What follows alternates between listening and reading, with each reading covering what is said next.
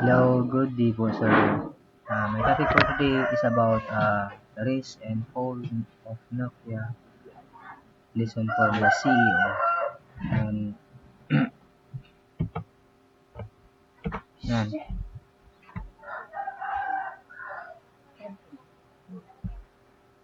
the Nokia dominance is the mobile phone market.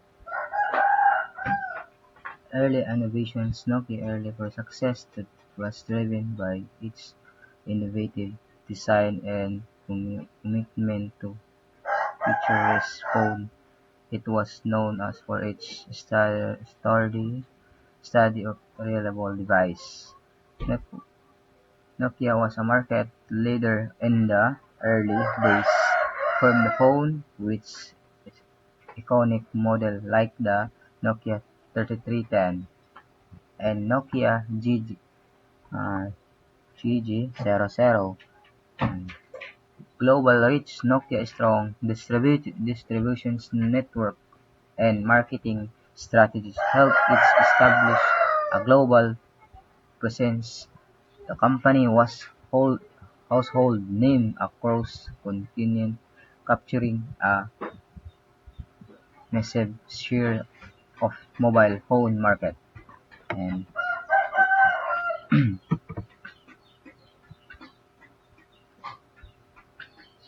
the factor of contributed to the Nokia decline. decline. The rise of smartphone, the emergence emergence emergence of smartphone, particularly Apple iPhone marked a turn point on the mobile phone market. Nokia struggled to adapt to the changing customer preference and technological advancements. And number two, lack of innovations. The lack of innovation, Nokia failed to keep up with the rapid innovation in the smartphone market.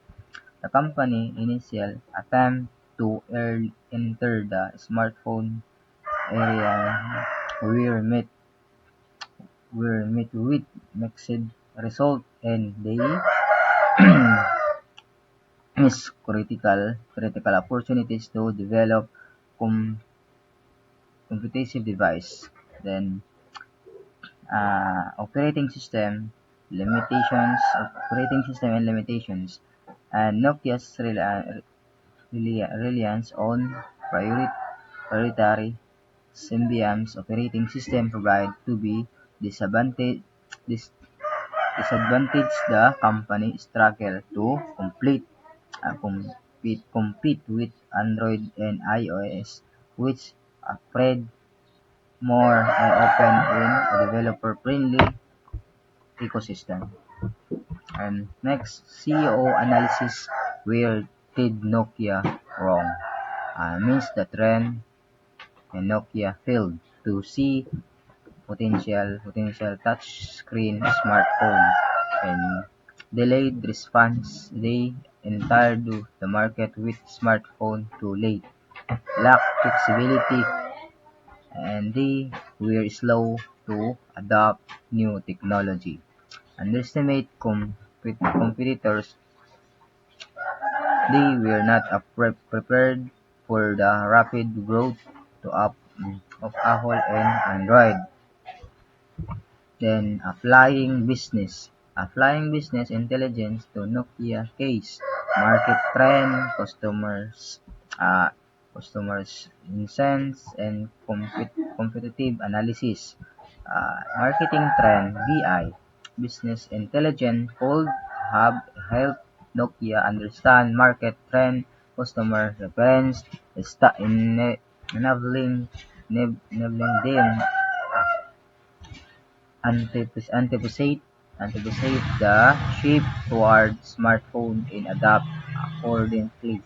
And customer insights analysis, customer data would have provide insights in their needs and desire. There could have happened Nokia develop more relevant and applied product. And competitive analysis (BI) told. Then desired there are happen Nokia develop more relevant applied product.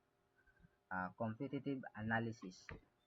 BI tools could have facilities competitive analysis allowing Nokia to track the activities strategies of their rivals such as Apple and Android and productively respond to their innovations. Okay. Next, and the re- revel- leveraging lever- leveraging BI to understand market shape and customer needs. Early detections BI could have identified early signal of shift toward smartphone provide Nokia with time to adjust its strategy.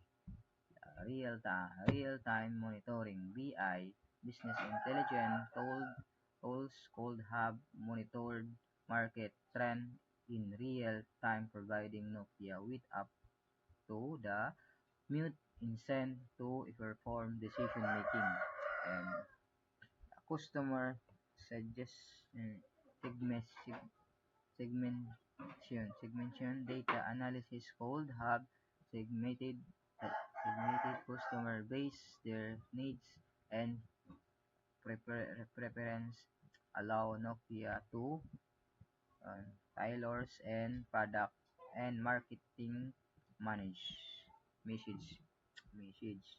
Then strategies for Nokia's potential comeback.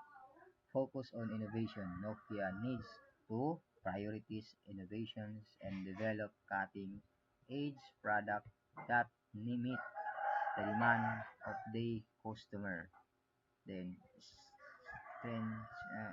strengthen and partnership farmer strategies partnership with the key player in the technology industry called enhance Nokia capabilities in market re- fresh and expand in emerging marketing. Nokia could tap into growing mobile phone market and developing countries where there significant Nokia for growth. That's that's all. And conclusion embarrassing BI for strategic business decision. Nokia downfall underscore the importance of embarrassing business intelligence for strategic business decision by leveraging data-driven insights campaign can stay ahead of market shift, understand customer needs, and make informed decisions that drive with growth and success. And that's all. Thank you, sir. And the topic all about Nokia decisions and marketing strategy and marketing strategy kung paano sila na down or di nila napansin yung mga development for Nokia or industry of the technology. Yun lang. Then to be a success for for to be a success of the Nokia AJ Nokia company is all about planning or planning and then uh, partnership to the technology to other technology and that's all. So